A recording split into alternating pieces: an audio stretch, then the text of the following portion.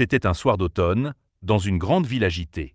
La pluie tombait drue, battant les trottoirs, dessinant des rivières brillantes sous les lampadaires. Parmi la foule pressée, un homme avançait sur son vélo, sac isotherme sur le dos. Cet homme, c'est Daniel King. 30 ans. Livreur de repas. Ses habits étaient simples, son regard fatigué mais déterminé. Daniel arriva devant un immeuble luxueux. Le hall, éclairé de marbre et de dorure, contrastait violemment avec son imperméable usé. Il monta au 10e étage. La porte s'ouvrit brusquement. Un homme en costume, téléphone à l'oreille, le regarda avec mépris. « Enfin, vous êtes en retard de 5 minutes. » Daniel répondit doucement. « Je suis désolé, monsieur, la pluie a ralenti la circulation. » Des excuses. Voilà pourquoi vous resterez toujours un livreur. Allez, disparaissez. Daniel baissa les yeux, posa le sac et repartit sans un mot. Il avait l'habitude. Mais ce soir-là, ces mots réveillèrent un souvenir enfoui. Il avait 10 ans, dans une petite maison au bord de la ville. Sa mère comptait des pièces de monnaie sur la table, les sourcils froncés. « Daniel, murmura-t-elle, je n'ai pas assez pour tes manuels cette année. » Le petit garçon s'approcha, prit la main de sa mère. « Ne t'inquiète pas, maman. Je vais trouver un petit boulot après l'école. Je paierai moi-même. » Sa mère détourna la tête pour cacher une larme. Le père de Daniel était déjà parti depuis longtemps. Il ne restait que cette femme courageuse, usée par les journées de ménage. Daniel voyait sa fatigue, ses mains abîmées, mais aussi sa dignité. Chaque soir, malgré la pauvreté, elle lui répétait « Souviens-toi, mon fils, ta valeur ne se mesure pas à ton compte en banque, ni au regard des autres, mais à ton courage et à ton cœur. » Ces mots restèrent gravés dans son esprit. Chez lui, des années plus tard, dans son petit appartement, Daniel déposa son sac et s'assit. Sur la table, pas de télé grand écran, pas de luxe. Juste un vieux ordinateur portable, couvert de notes griffonnées. Car Daniel n'était pas seulement livreur. Il rêvait de créer une application pour défendre les droits des livreurs. Un système qui garantirait un salaire juste, une couverture santé et de la dignité. Il murmura pour lui-même. Un jour, ils verront que je vaux plus que ce qu'ils croient. Il se souvenait aussi des jours à l'école. Il n'avait pas de chaussures neuves, ni de vêtements à la mode. Certains camarades se moquaient. « Eh, le pauvre! Tu crois que tu vas réussir dans la vie, toi ?» Daniel rentrait parfois les yeux rouges. Sa mère l'attendait dans la cuisine, une soupe chaude sur le feu. « Qu'est-ce qu'il y a, mon fils ? Ils disent que je suis un raté. » Elle s'agenouillait devant lui, posait ses mains sur ses épaules. « Tu ne dois jamais croire ces voix. Un jour, tu leur montreras. Pas par vengeance, mais parce que tu auras suivi ton chemin. » Un soir, Daniel entra dans un café pour livrer une commande.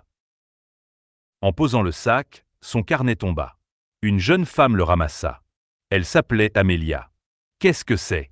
demanda-t-elle en feuilletant. « Des équations ? Ce sont des calculs. Je travaille sur une idée d'application. Vous êtes étudiant ? Non, je suis livreur. Mais j'essaie d'inventer quelque chose qui pourrait changer notre métier. » Amélia fut intriguée. Ils discutèrent longuement. Les jours suivants, elle revint vers lui. « Montrez-moi votre projet. Je veux vous aider. » Et c'est ainsi qu'une collaboration naquit. Dans le petit appartement de Daniel, les deux jeunes travaillaient sans relâche. Café, pile de papier, rire parfois, découragement souvent. Amélia disait « Daniel, tu as une vision incroyable. Tu sais pourquoi ton projet est fort ? Parce que tu connais cette réalité de l'intérieur. » Daniel répondait « Ce que je veux, ce n'est pas la gloire. Je veux que chaque livreur soit traité comme un être humain. » Un an plus tard, ils furent invités à présenter leur projet devant des investisseurs. Daniel, toujours simple, prit la parole. « Oui, je suis livreur. Mais c'est précisément pour ça que je sais ce qu'il faut changer. Cette application n'est pas née dans une salle de réunion, mais dans la rue, sous la pluie, au cœur du métier. » Un silence s'installa. Puis un investisseur se leva. « Je crois que ce projet a du potentiel. J'investis. » Quelques mois plus tard, les journaux parlaient de lui. Le livreur humilié devenait entrepreneur. Son application se répandait. Les livreurs gagnaient plus, travaillaient mieux. Un jour, Daniel fut invité dans le même immeuble où il avait été méprisé. Il entra, cette fois comme invité d'honneur venu rencontrer des partenaires pour son entreprise qui connaissait un succès grandissant. Dans l'ascenseur, son cœur battait vite.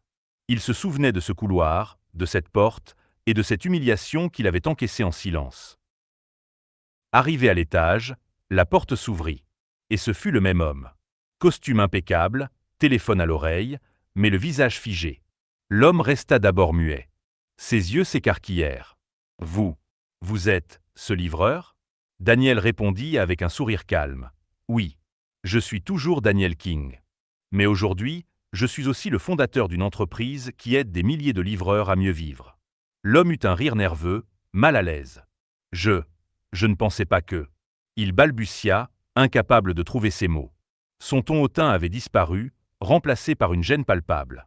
Il finit par baisser les yeux, comme honteux. « Écoutez, je vous ai mal parlé, ce jour-là.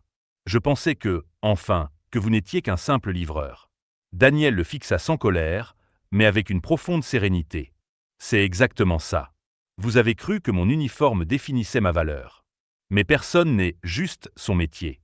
Derrière chaque apparence, il y a une histoire. » L'homme hocha la tête, presque rouge de honte. « Vous avez raison. » Daniel ajouta doucement. « Ce n'est pas pour me venger que je suis ici aujourd'hui, mais pour montrer qu'on peut toujours aller au-delà de ce que les autres pensent. » Un silence lourd s'installa. L'homme, d'ordinaire arrogant, sembla rapetisser devant lui. Et au fond de son regard, il y avait une lueur nouvelle, celle du respect qu'il n'avait jamais montré auparavant. Le silence régnait encore dans le hall. Daniel, droit et calme, fixait cet homme qui autrefois l'avait méprisé. Mais soudain, ce dernier se racla la gorge, l'air embarrassé. Il triturait nerveusement sa cravate. « Daniel, je dois être honnête avec vous. Si je vous revois aujourd'hui, ce n'est pas seulement une coïncidence. » Daniel haussa un sourcil. « Ah oui ?» L'homme inspira profondément, baissant finalement le regard comme s'il n'osait pas affronter celui de Daniel. « Ma société traverse une crise. Nous avons besoin de partenaires solides. On m'a parlé de votre entreprise, de votre vision. J'ai compris que vous pourriez être la clé de notre survie. » Daniel le regarda longuement, son silence pesant comme un miroir. L'homme continua, presque suppliant, « Je sais que je vous ai maltraité. Ce jour-là, j'ai eu tort, et je le regrette sincèrement. Mais je vous en prie, donnez-moi une chance. Si vous acceptez de collaborer, cela pourrait tout changer pour nous. » Daniel eut un léger sourire ironique, mais sans cruauté. « Vous souvenez-vous de ce que vous m'avez dit, ce jour-là ? Déposez le sac là, et ne touchez à rien. » L'homme blêmit, incapable de répondre. Daniel poursuivit, sa voix calme mais tranchante comme une lame. « À vos yeux, je n'étais rien de plus qu'un livreur. Aujourd'hui, vous me demandez de vous sauver. La roue a tourné, n'est-ce pas ?» L'homme baissa la tête, honteux, ses mains tremblant légèrement. « Oui, la roue a tourné. » Daniel s'approcha de lui, réduisant la distance, et dit avec gravité, « Vous m'avez humilié quand j'étais au plus bas. Mais je ne vous rendrai pas l'appareil. Parce que je ne veux pas être comme vous l'étiez ce jour-là. » Il posa une main ferme sur son épaule. « Je vais réfléchir à votre demande. Pas pour vous, mais pour vos employés. Parce que derrière une entreprise, il y a toujours des vies. Et moi, je sais ce que c'est que de se battre pour survivre. » L'homme, les yeux brillants, murmura, « Merci, vraiment merci. » Daniel tourna les talons et s'éloigna, laissant derrière lui un silence lourd. L'homme, autrefois arrogant et sûr de lui, était désormais réduit à un suppliant reconnaissant la grandeur de celui qu'il avait méprisé. Daniel s'éloigna, ses pas résonnant dans le hall luxueux. Il n'avait pas levé la voix, il n'avait pas humilié. Et pourtant, son silence et sa dignité avaient plus de poids que n'importe quelle vengeance. Dans le reflet des grandes vitres, il aperçut son propre visage. Ce n'était plus celui d'un jeune homme brisé par les humiliations, ni celui d'un livreur ignoré. C'était le visage d'un homme accompli, respecté, et surtout en paix avec lui-même. Dehors, la ville brillait sous les lumières de la nuit. Il pensa à son enfance difficile, aux moqueries, aux portes fermées, aux sacrifices de sa mère. Tout cela avait forgé l'homme qu'il était devenu. Un léger sourire étira ses lèvres. Finalement, murmura-t-il, la plus belle revanche, c'est de réussir sans écraser personne. Et il partit, la tête haute, laissant derrière lui une leçon qui, un jour, peut-être, inspirerait même ceux qui l'avaient méprisé.